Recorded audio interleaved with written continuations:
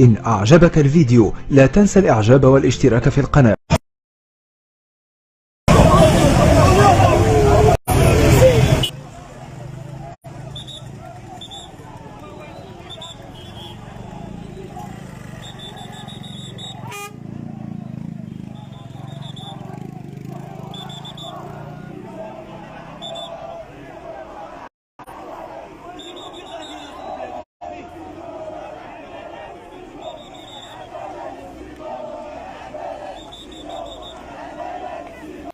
السلام عليكم متتبعي قناة ميس سلمى.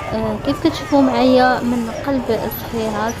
اليوم كيف كتشوفوا مظاهرة خرجت على قبل داك الطفل او الشاب اللي تقتل بمدينة الصخيرات. للمرة الثانية كنسمعوا عملية القتل في هذه المنطقة هذه وفي هذه المدينة هذه بالخصوص.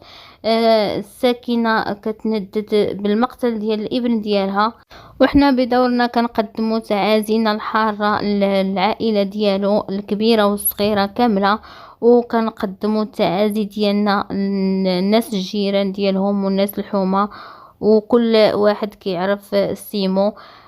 صراحة بقى فينا بزاف وكانت خسارة كبيرة بالنسبة للجميع.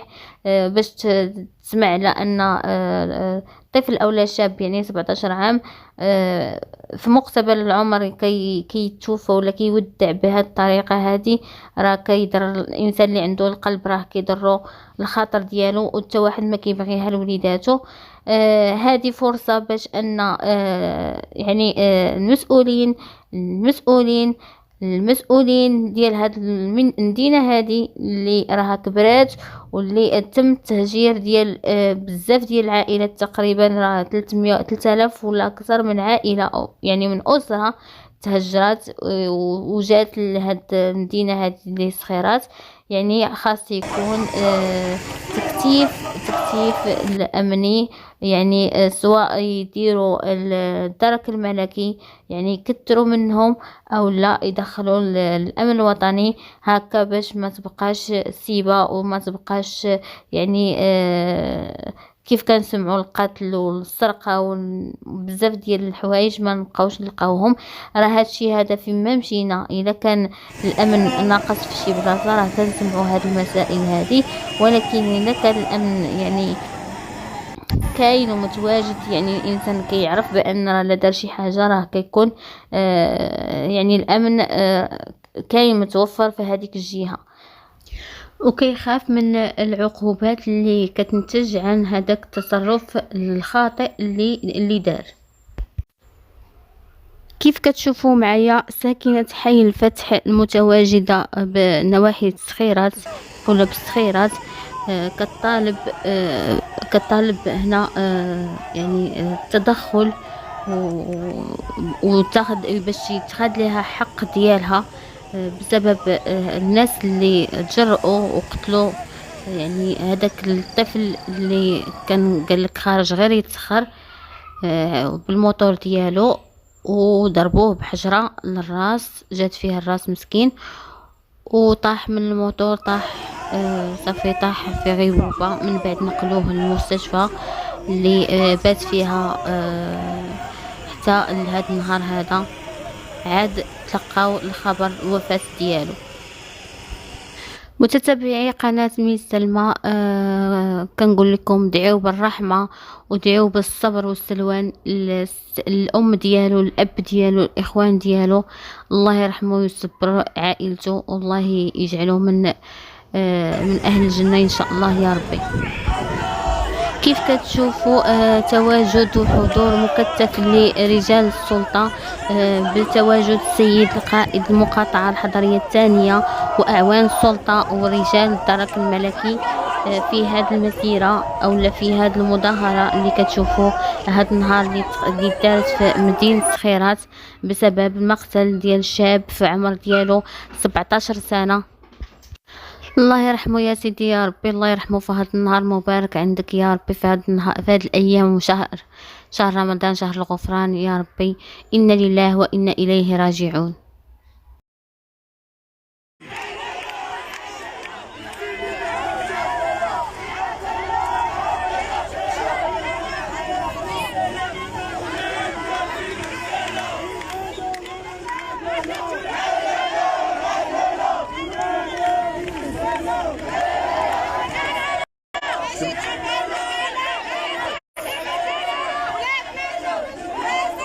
كما تلاحظوا على المباشر ساكنة حي الفتح.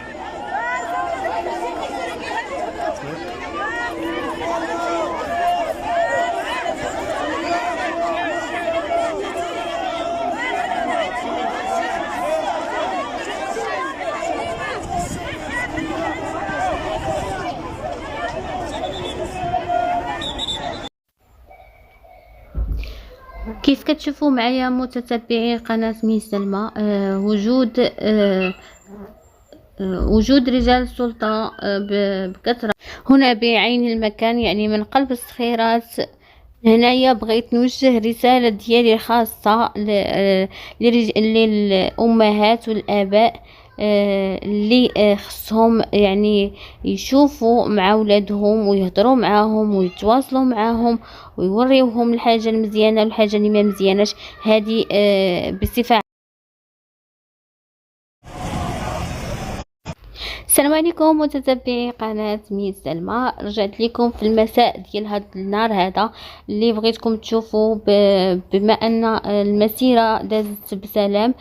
كان واحد في العشي يعني في الليل ولا في مول الفطور ديال هذا النهار هذا، يعني دوريات امنيه يعني ديال الدرك الملكي كيف كتشوفوا يعني مكثفه بالسيكتور، ماشي بالضروره بالسيكتور وانما بالبساتين كامله، ميموزه، رياحين، يعني دوريات كدور. يعني هادشي اللي بغينا نشوفوه دائما، كيف كنقولوا الامن يكون منتشر، يعني باش ما تكثرش الفوضى، باش الانسان يعيش مرتاح مع وليداته ومع العائله ديالو. وبغيت نوصل رسالتي حتى لدوك الشباب اللي كيتسرع وكيتجرأ انه يدير واحد الفعل اللي طائش. كنبغي نقول له قبل ما تعمل شي حاجه فكر في ديك الام اللي غادي تبقى تطيح في واحد الدموع اللي هي حاره وغتبكي بحرقه، وتقدر توصل للدرك الملكي وهي كترجاهم من اجل يعني من اجل انهم يخفوا عليك الحكم ولا من اجل انهم يطلقوا السراح ديالك. يعني انا بغيت اي واحد يفكر في هذه اللحظات، يعني قبل ما يوقع الفاس في الراس كيف كنقولوا. والله يجعل السلامه للجميع. كنتمنى ان الناس اللي في هذه المدينه هذه، يعني الصخيرات ولا العرجات ولا يعني البساتين ولا الميموزه ولا اي واحد كيعيش في هذه المدينه، تقبلوا بان هذوك الناس راه ماشي بالخطر ديالهم جاو لهنا، وانتوما يعني تعايشوا مع الناس كيف الناس راه ربي خلق وفرق. كنتمنى الرساله ديالي تكون واضحه، وكنتمنى اننا ما نسمعوش يعني شي حاجه بحال هكا كضر في الخاطر في الايام القادمه. ديروا اليد في اليد وزيدوا بالمدينه القدام وحسنوا منها، ومدينه راه كتبقى مدينه ديال الجميع. الله يسر للجميع والله يرحم سيمو.